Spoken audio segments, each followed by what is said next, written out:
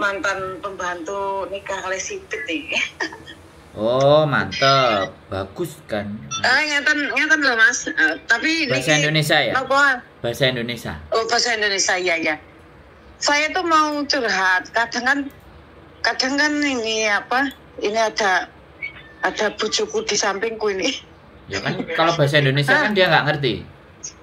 Iya, nggak paham. Iya Taiwan. Oh. Oke, Cito lah.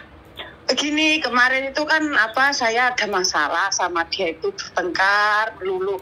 Lepas itu kan sedikit-sedikit dia tuh kalau bertengkar tuh ngomong ini, ya udah nanti kalau aku gini, kalau kamu pulang kerja aku nggak ada di rumah, kamu cari dokumen-dokumen kamu di sini ya, katanya kayak gitu. Kamu kayak urus sendiri itu permanen ID kamu yang terakhir kayak gitu pokoknya. Nah saya tuh mikir loh Mas, yang kalau saya ngurus sendiri itu apa bisa kayak gitu. Aku tuh kadang-kadang takut.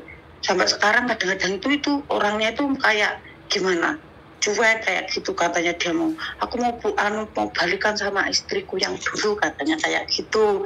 Terus aku tuh jadi mikir-mikir, kan ini sudah saya ini yang terakhir tuh loh Mas. Maksudnya apa ya? Sanjeng. Maksudnya visa.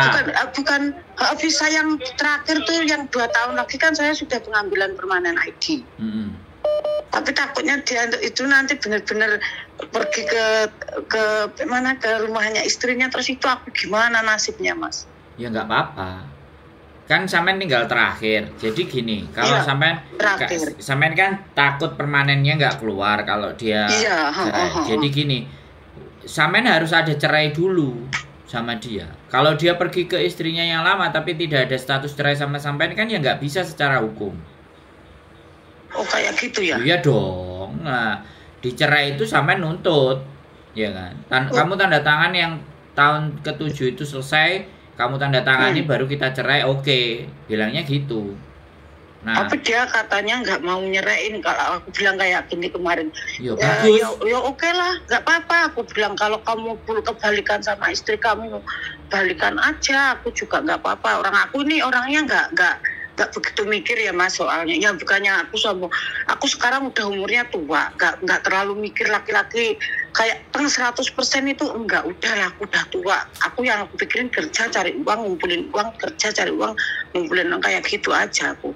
Cuman kemarin itu entah ada apa, dia itu tiba-tiba profil WhatsApp-nya yang dulunya sama aku diganti profil kayak kartun kayak gitu. Cuman mungkin aku orangnya yang terlalu negatif thinking, jadinya aku mikirnya yang enggak kayak gitu Mas soalnya. Terus aku marah sama dia, ya udah kalau kamu memang pilihannya kayak gitu ya nggak apa-apa, aku bilang kayak gitu. Terus aku tuh bingung. Terus aku mau nanya Mas ini, kalau saya kerja di restoran itu sudah 6 tahun. Kalau seumpamanya dia nggak mau ngelanjutin itu company-ku tuh mau nanggung aku lanjut ya Mas? Ya itu pertanyaannya ke restorannya bukan ke saya. Oh, maksudnya dulu belum ada case kayak gini ya? Ada, banyak. Tapi kemarin temanku yang satu kerjaan sama aku tuh bilang katanya bisa.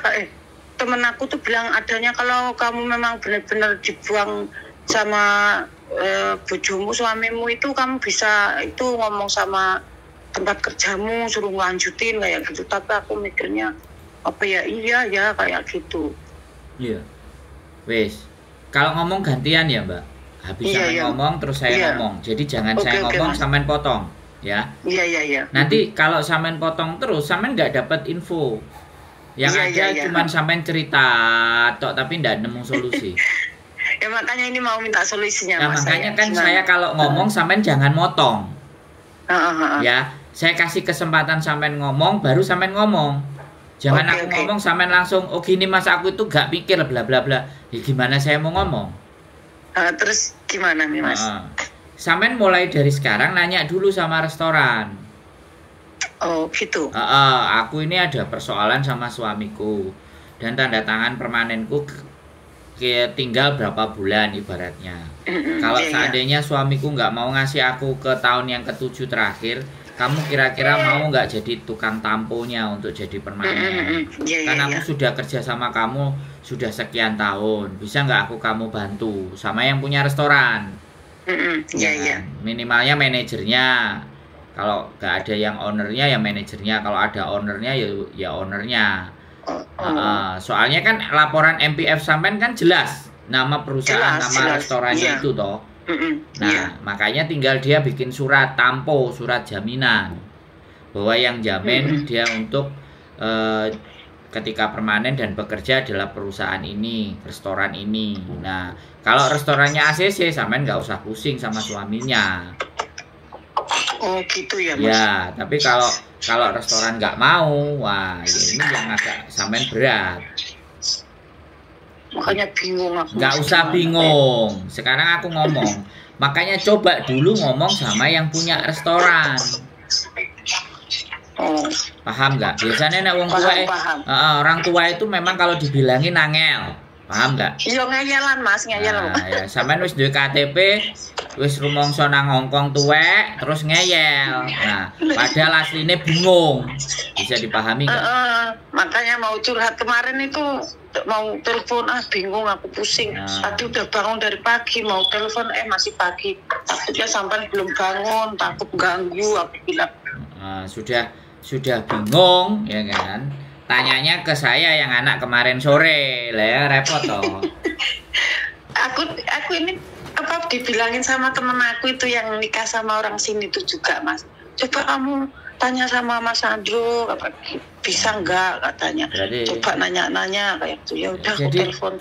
Jadi bisa. Kemarin juga ada kasus, ya kan. Kemarin itu kasusnya adalah dia itu dijamin oleh perusahaan dari Indonesia. Nah, perusahaan dari Indonesianya itu bangkrut. Sedangkan dia itu sudah 7 tahun itu kurang berapa bulan aja. Kalau diputus visanya sama perusahaan itu otomatis dia kan ngeblank. Siapa yang jamin? Kalau nggak ada yang jamin kan visanya habis tuh. Kalau habis kan nggak bisa. Harusnya tanda tangan taruhlah di bulan Agustus. Kalau Agustus ini tidak ada yang memberikan jaminan, maka permanen residennya dia nggak akan keluar. Akhirnya dia kerja di restoran, di perusahaan Indonesia, nggak usah saya sebutkan. Nah, perusahaan Indonesianya itu mau nampu dia untuk jadi residen. Lah terus akhirnya si orangnya tadi yang dapat residen, ya sudah, kalau memang dia bisa nampu, minimalnya aku perjanjian sama dia. Paling tidak aku harus kerja 1 tahun atau 2 tahun. Jangan sampai aku udah dikasih permanen terus aku keluar. Oh ya sudah, bagus loh. Bagus loh Pak, saya bilang kan kayak gitu sama bapaknya. Ya sudah, sekarang udah berjalan dan sudah ditampo dan sudah ke imigrasi. Kemarin itu juga minta ngomong aku yang nemenin ke imigrasi, tapi ternyata perusahaan restorannya itu yang ngurusin sendiri ke imigrasi, bantuin. Jadi ini enak, wis aman. Dan dan sekarang statusnya sudah bisa jadi permanen. Gitu. Makanya sampai harus rayu atau ngobrol baik-baik sama yang punya restoran lagi, kan sampai sudah lama. Sudah, saya hampir 6 tahun Mas aku ya sudah, tak telepon sama si majikannya. Kalau manajernya juga bagus banget sama aku tuh. Pokoknya apapun masalah dia suruh ngomong. Kalau kamu ada masalah ngomong sama aku katanya. Nanti aku bantu katanya. Tapi kan aku nggak pernah curhat masalah keluarga kayak ini, nggak pernah curhat aku. Masa aku nggak mau lah, soalnya aku mikirnya aib suamiku juga aib aku, jadi nggak mau cerita sama orang, nggak mau. Itu bukan aib, tapi kalau sampean nggak ada permanen residennya, ya sampean kan nggak bisa lagi kerja di restoran itu. Iya benar.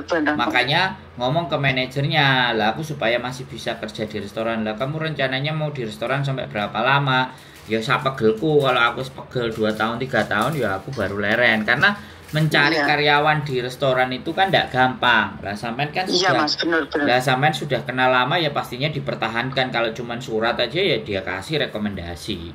Habis rekomendasi ganti yang nampo, ibaratnya yang tanggung jawab. Yang kemarin suami, sekarang yang tanggung jawab perusahaan restoran itu. Ya kau tim saya loh. Udah ada tanda tangan, dapat permanen, ya selesai, nggak ada masalah sampean. Iya, jadi gini kan aku ngerti toh Mas, maksudnya kan tahu kayak gitu gimana itunya. Kemarin mikirnya malam sampai mikirnya aku kayak gini, kalau memang benar-benar itu ya pulang Indonesia lah, kalau sampai nggak jadi itunya mau gimana lagi. Mikir aku kayak gitu. Terus aku coba mau nanya sampai apa ada kasus kayak gini kayak gitu, aku cuma terus temanku tuh bilang ya telepon aja Mas Sandro, minta solusinya, katanya. Ya udah aku telepon kemarin waktu sampean telepon aku kerja nggak bisa ngangkat, terus aku telepon sampean katanya sibuk sakit, wis. Iya, kalau malam kan jadwalnya saya jam 10 mentok. Ya kan. Iya. Semoga cepat sembuh ya Mas, rezekinya lancar selalu. Jadi sampean sudah jelas kan berarti? Iya. Sudah paham kan? Makasih. Sudah tahu apa yang harus dilakukan. Yang penting kan itu. Makasih ya Mas. Oke. Makasih ya Mas. Yuk, makasih. Bye-bye. Yuk, bye-bye. Assalamualaikum. Ya teman-teman, ya ini kasus menikah, permanen residennya udah mau keluar di tahun yang ke-7, tapi suaminya blenot. Ya, kebetulan mbaknya itu sudah kerja di restoran. Ya sudah 6 tahun di restoran itu, ya sudah minta tolong sama restoran itu untuk bagaimana mengcovernya. Lagi pula kalau kerja di restoran kan otomatis MPF-nya juga ditanggung restoran. Kalau restorannya baik dan mbaknya punya rezeki, ya alhamdulillah bisa dapat permanen. Jadi siapapun ya teman-teman semuanya yang sudah punya dependent visa untuk mencapai ke arah permanen itu sederhana sekali dan gampang. Makanya jangan kita berpikir menjadi nyonya besar dada yang hanya menerima uang dari suami. Kalau suami kita ngasih uang, kalau suaminya nggak ngasih uang, apa yang harus kita lakukan? Nah, terus kayak gitu, kalau suaminya masih pingin balik sama istrinya yang lama, samain mau dianggurin. Nah, makanya harus pinter-pinter di situ. Carilah sebuah perusahaan di mana perusahaan itu bisa memberikan garansi dan jaminan buat kelangsungan hidup sampean. Biar nggak visanya balik lagi, gitu loh, ke domestic helper.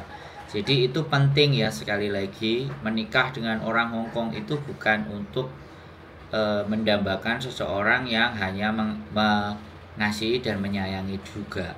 Tapi namanya cinta, kasih dan sayang itu semuanya punya batas ya. Nah, batasan-batasan itulah yang harus kita pahami untuk kita bisa mengerti, sehingga kalian bisa mengatur strategi sedemikian rupa. Ya nggak apa-apa kalau kamu nggak mau, ya sudah. Kalau kamu mau balik, ya sudah.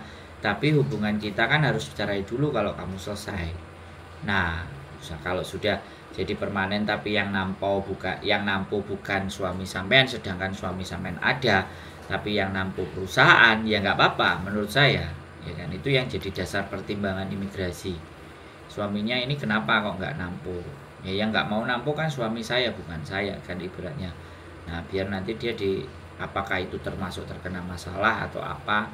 Tetapi kalau memang dia mau bercerai, ya usahakan bercerai dulu. Dan bercerai di Hongkong tidak gampang.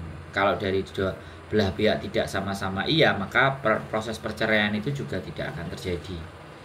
Proses perceraian terjadi ketika dua-duanya bilang iya baru.